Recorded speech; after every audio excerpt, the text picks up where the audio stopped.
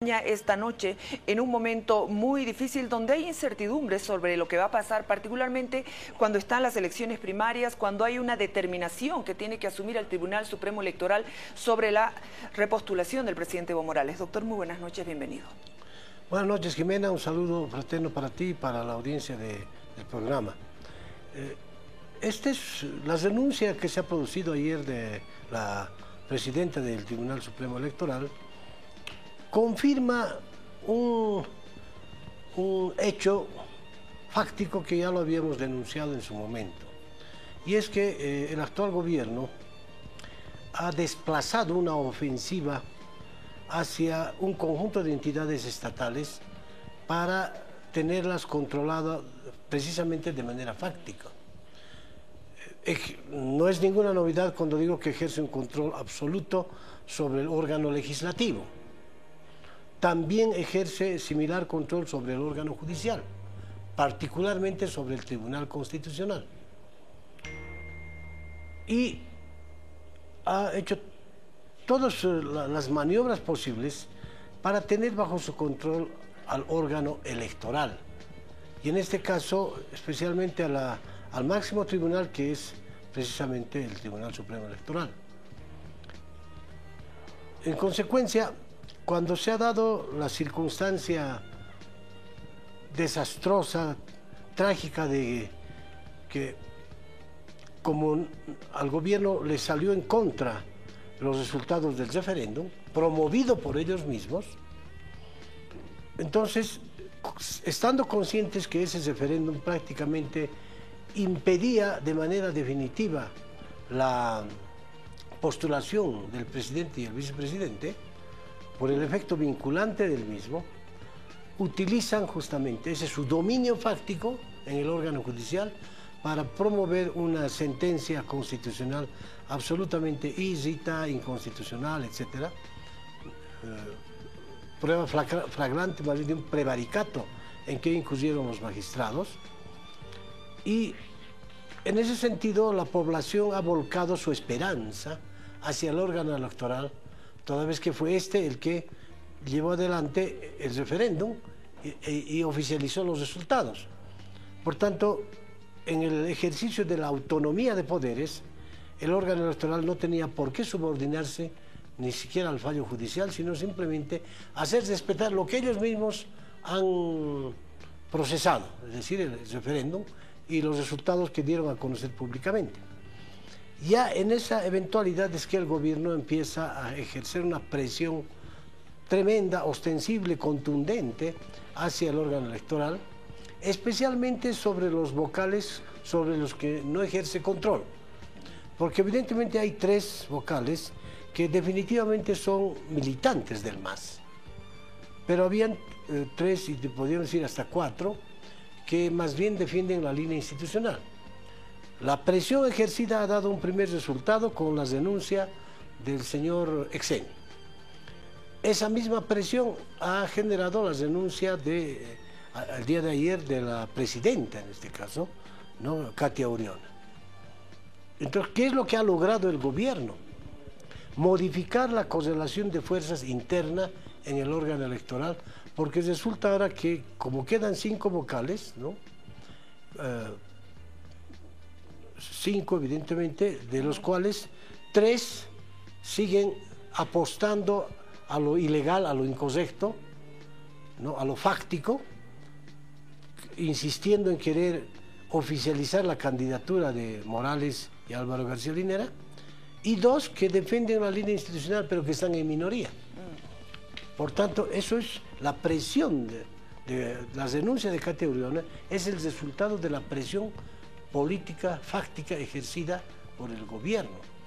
En consecuencia, ahora estamos en una situación muy preocupante. Primero, porque si hacen quórum los 5, de todas maneras pueden resolver a favor de esa postulación inconstitucional, por un lado.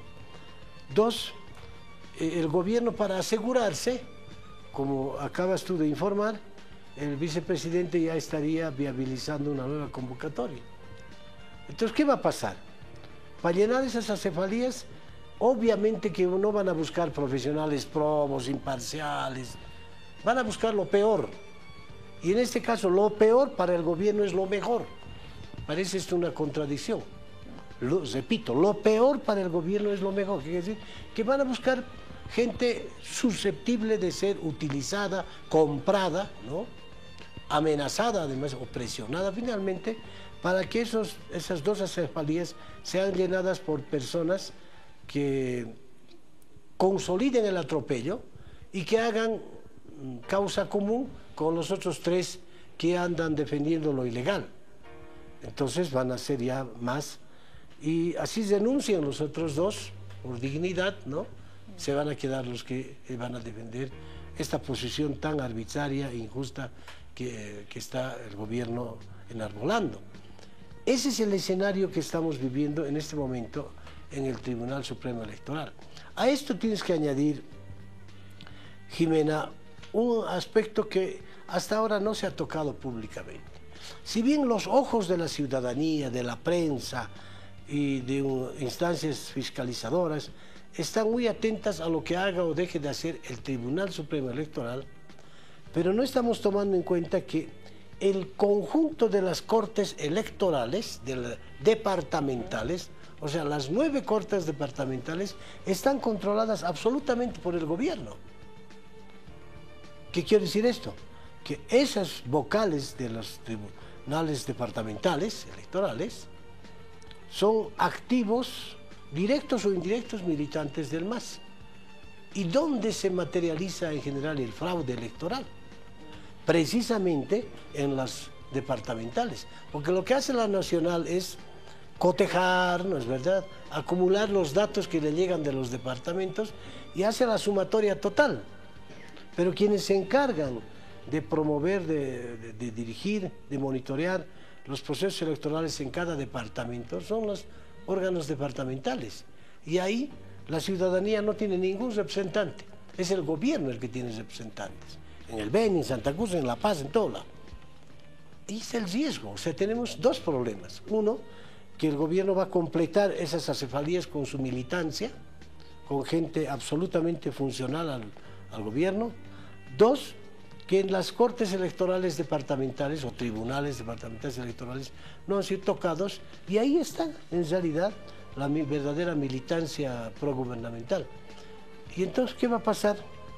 Es un elemento que es bueno también mencionarlo acá. En la medida que fue transcurriendo el tiempo, la demanda o la exigencia de que se cumplan los resultados del referéndum 21F fue creciendo exponencialmente en todo el país. Es decir, cada vez la gente se acopla a esta demanda, que se respete la democracia, la Constitución, los resultados del referéndum, los derechos humanos, etc.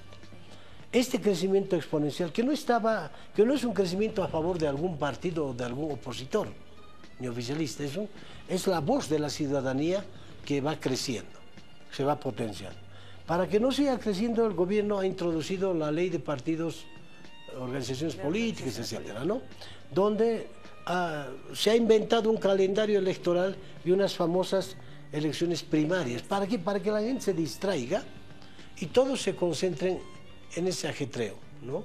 Y se olviden de la lucha principal, que es el respeto a los resultados del referéndum, la defensa de la democracia. Entonces, ¿qué está aconteciendo ahora? Que si el gobierno advierte que en la medida que va bajando la popularidad del presidente, porque en la última encuesta incluso creo que está segundo, ¿no?, ellos podrán ser autoritarios, con índices muy preocupantes de corrupción, todo ello, pero hay algo que no son y no les podemos acusar, no son tontos. Entonces, si el gobierno está convencido de que no tiene posibilidades de victoria electoral en un proceso transparente, limpio, no van a haber elecciones. Y eso se lo puedo firmar.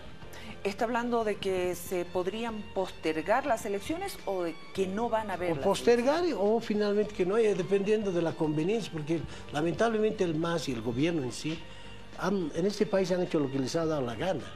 Es decir, utilizan las instituciones, modifican calendarios, etcétera, hacen todo porque tienen 2/3 en el Parlamento, en función de su conveniencia, ya no para beneficiar al país. Las leyes en el Parlamento tienen que ser dictadas para favorecer a la ciudadanía.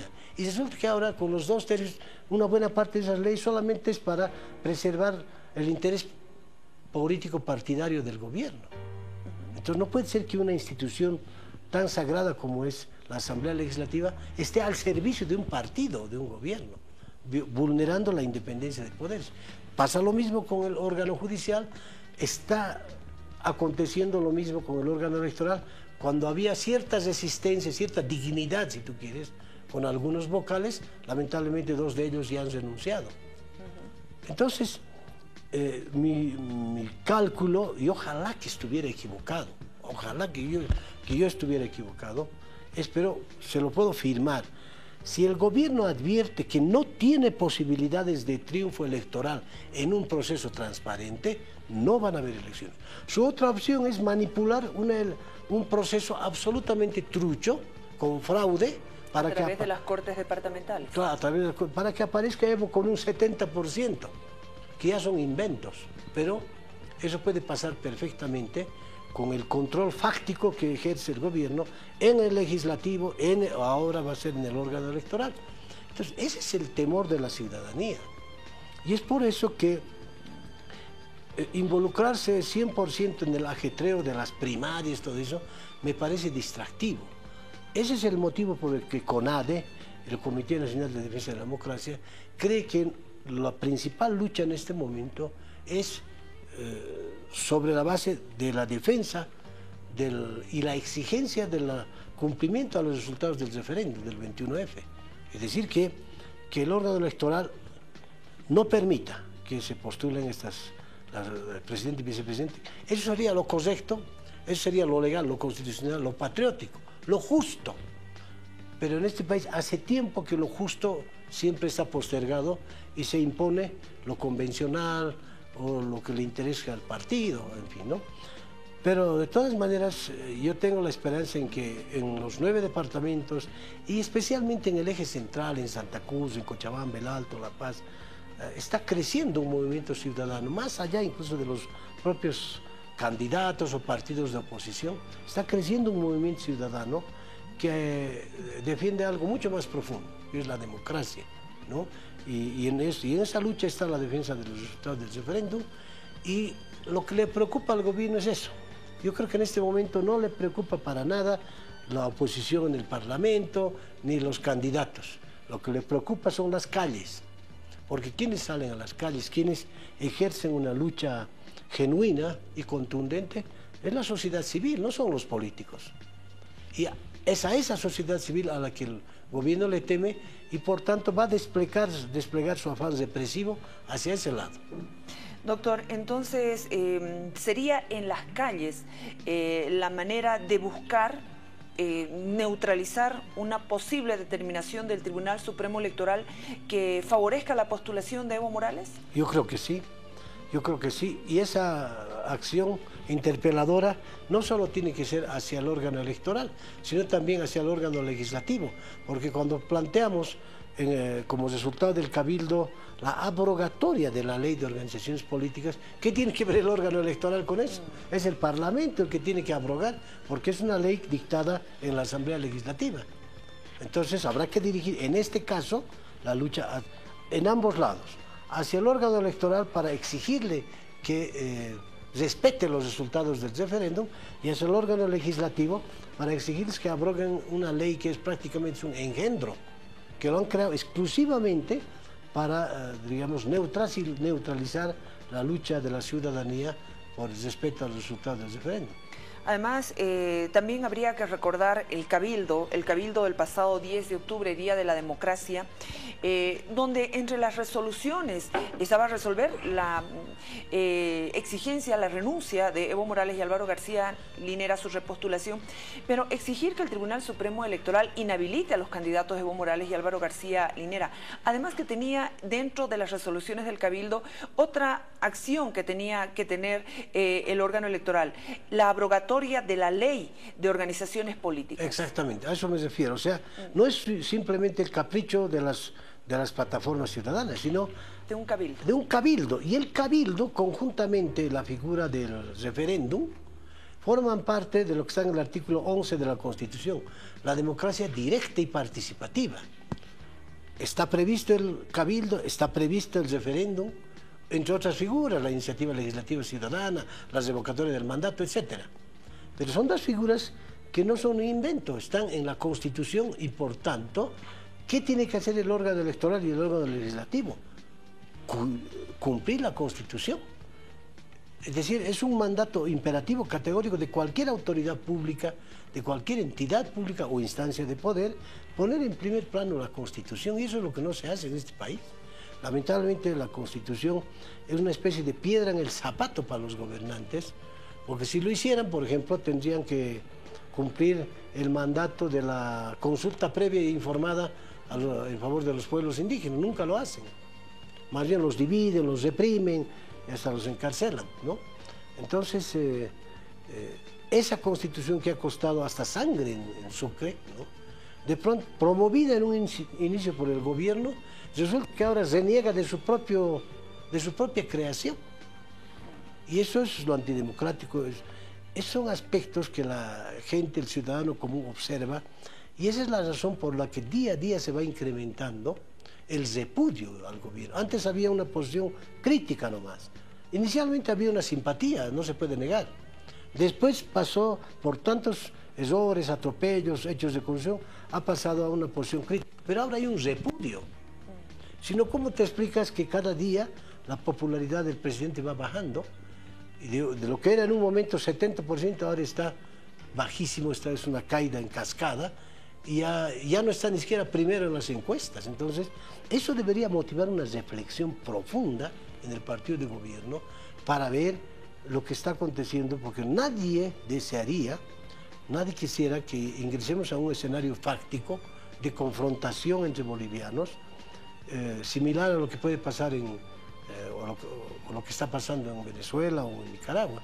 No quisiéramos nadie, pero parece que al gobierno no le interesa porque tiene una obsesión por quedarse en el poder, pase lo que pase, pisoteando la democracia, la Constitución, y entonces, ante esa actitud obsesiva, es que se va incrementando el repudio ciudadano, que se expresa en las plataformas, en CONADE, en un conjunto de entidades. No tanto en los partidos que ahorita ya están más coqueteando con el tema electorero, ¿no?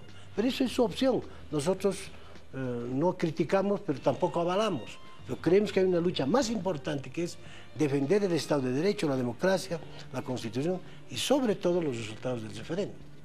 En democracia, lo supremo es el voto, la decisión del soberano. En democracia también, ¿cuánto cuesta construir la institucionalidad, la credibilidad, la legitimidad, por ejemplo, del órgano electoral plurinacional, de una defensoría del pueblo? ¿Cuánto cuesta? Es todo un proceso. Y cómo esta misma se puede venir abajo con los graves riesgos que significan y que implican. Mira, tú lo has dicho, Jimena, yo no pensaba ni mencionar, pero me invitas a esa reflexión. ¿Cuánto ha costado construir la Defensoría del Pueblo? Y no me refiero al edificio de San Pedro, ¿no? Me refiero a la construcción institucional. Aquí hay que rendirle un homenaje a doña Ana María Romero de Campero, que empezó de foja cero, construir, levantar esa institución, potenciarla, convertirla en un referente democrático, ¿no es verdad?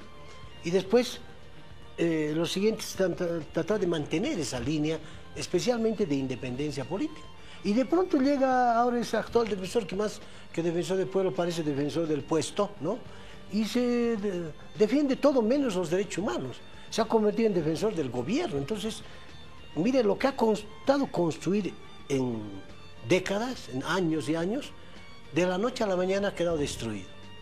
Lo mismo el órgano electoral, si tú te acuerdas, y lo dije acá, llegó un momento en el que el órgano electoral, cuando se llamaba Corte, le dijeron la banda de los cuatro. Que a una corte le digan banda y es demasiada humillación. Pero a eso llegó porque traficaban con los curules, con los votos, etc. Entonces la propia clase política sintió vergüenza propia y dijo, esto ya no tiene que pasar. Y decidieron reconstruir la corte a través de personalidades notables a la cabeza de don Huáscar Caguías, ¿no es cierto? Esa corte de notables recuperó la credibilidad ciudadana, le dio mucho prestigio y nadie desconfiaba de la actuación de esa corte. Pero duró 10 años porque se fueron muriendo las personas, etc. Y resulta que ahora estamos, parece, queriendo volver a las bandas, porque los tres vocales afines al MAS, yo les diría, vamos a empezar a hablar de la banda de los tres. Ojalá que los otros dos, que son institucionalistas, no se sumen para que sea banda de los 5, sino más bien que sigan defendiendo la Constitución, etcétera, la democracia, ¿no? Entonces, ese órgano electoral en este momento tiene dos parámetros. El parámetro de los que han hecho la banda y el parámetro de los patriotas que se construyeron la Corte. Su decisión de avalar la candidatura de Evo Morales y Álvaro García o negarla va a ser de por vida, porque si ellos resuelven dar curso a esa postulación, hasta sus bisnietos van a sentir vergüenza de ellos. En cambio, si deciden más bien salir por los fueros constitucionales negando esa postulación, todo el mundo los va a saludar en la calle, se van a ganar el prestigio de por vida y su familia va a sentir un orgullo. Ahí está la opción, es de ellos, la opción. O se suman o asumen una actitud delictiva o asumen una actitud democrática, patriótica. Es una decisión en el fondo también personal. Ojalá así lo entiendan y nos estén escuchando. Muchas gracias, doctor, por habernos acompañado esta noche. Igualmente, gracias. El rector de la Universidad Mayor de San Andrés, miembro del CONADE, el doctor Waldo Albarracín Sánchez. Vámonos a la pausa, por favor. El caso de la exfuncionaria del Banco Unión, que está